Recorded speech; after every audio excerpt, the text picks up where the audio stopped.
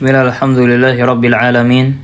Wassalatu wassalamu ala nabiyyina Muhammadin wa ala alihi wa ashabihi ajma'in wa ba'd. Insyaallah ta'ala kita akan memulai pembahasan mengenai kitab Al-Manzumah Al-Baiquniyah. Kitab ini membahas tentang mustalah al-hadis.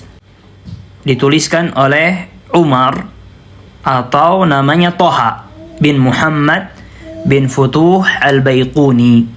Berasal dari negeri Damaskus, bermadhab Syafi'i, seorang ahli hadis dan ahli usul. Beliau hidup sebelum tahun 1080 Hijriyah.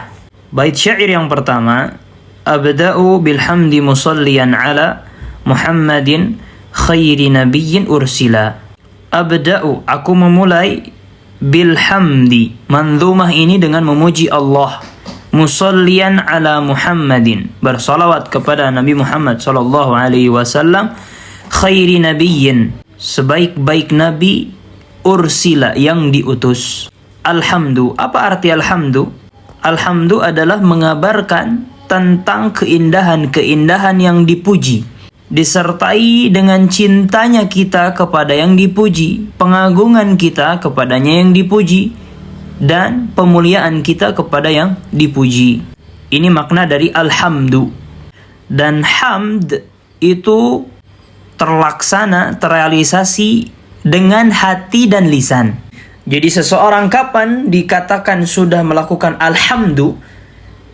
Ketika dia mengabarkan tentang keindahan-keindahan yang dipuji dari lubuk hatinya dan lewat lisannya, disertai dengan kecintaan yang ada di dalam hati, pengagungan di dalam hati kepada yang dipuji.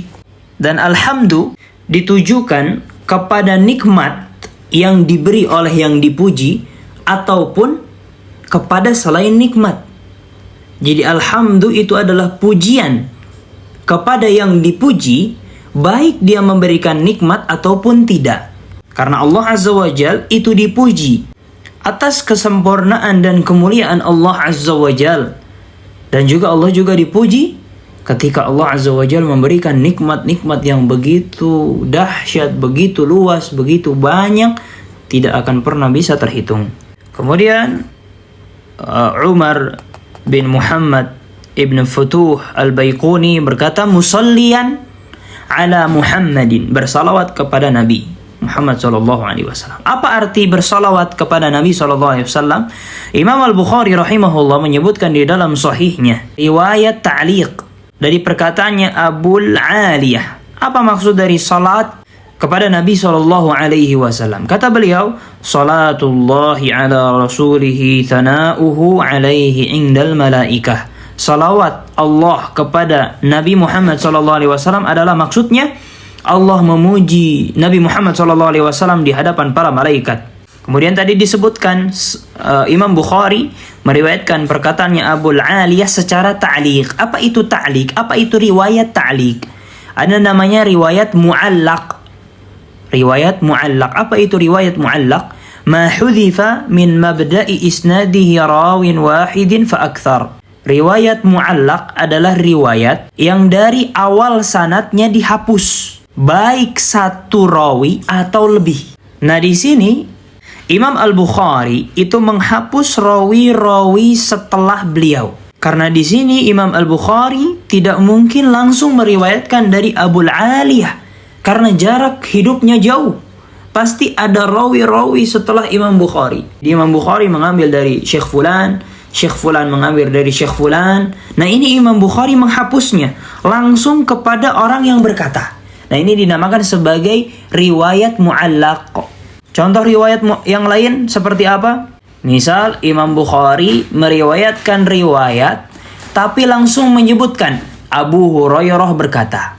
Jadi Imam Bukhari berkata di dalam sahihnya, Abu Hurairah berkata demikian dan demikian. Ini dinamakan sebagai riwayat mu'allaq. Kenapa? Karena Imam Bukhari menghapus syekh-syekh yang beliau ambil darinya. Pastinya Imam Bukhari tidak langsung mengambil dari Abu Hurairah.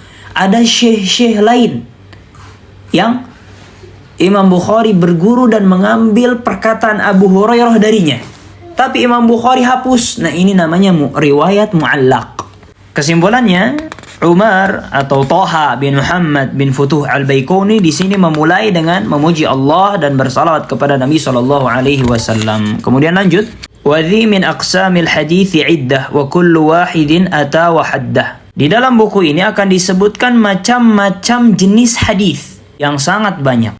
Jadi nanti akan disebutkan macam-macam hadis seperti hadis sahih, hadis dhaif, hadis hasan, sahih li ghairi, hasan li ghairi, sahih li dzati, hasan li dzati. Ini termasuk dari jenis-jenis hadis yang nanti jumlahnya sampai 32 jenis hadis. Wa kullu wahidin ata wa haddah. Setiap jenis punya nama tersendiri dan definisi tersendiri. Seperti hadis ada yang dinamakan sebagai hadis sahih. Definisinya punya definisi sendiri.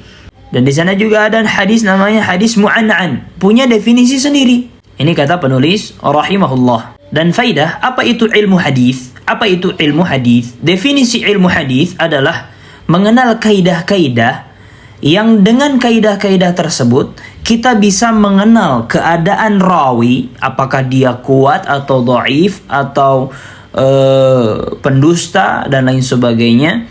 Begitu pula kita bisa mengenal keadaan yang diriwayatkannya, mengenal matannya sahih atau dhaif atau hasan, bermasalah atau tidak, dan seterusnya. Itulah definisi ilmu hadis sebagaimana ini disebutkan di dalam kitab An-Nukat. Maka ini hanya sebagai pendahuluan terlebih dahulu untuk masuk ke dalam inti kitab, membahas tentang jenis-jenis hadis. Semoga Allah Azza wa Jalla menjadikan ini sebagai ilmu yang bermanfaat. Wassallallahu ala nabiyina Muhammadin wa ala alihi wa ashabihi ajma'in. Ila huna walhamdulillah. Wassalamualaikum warahmatullahi wabarakatuh.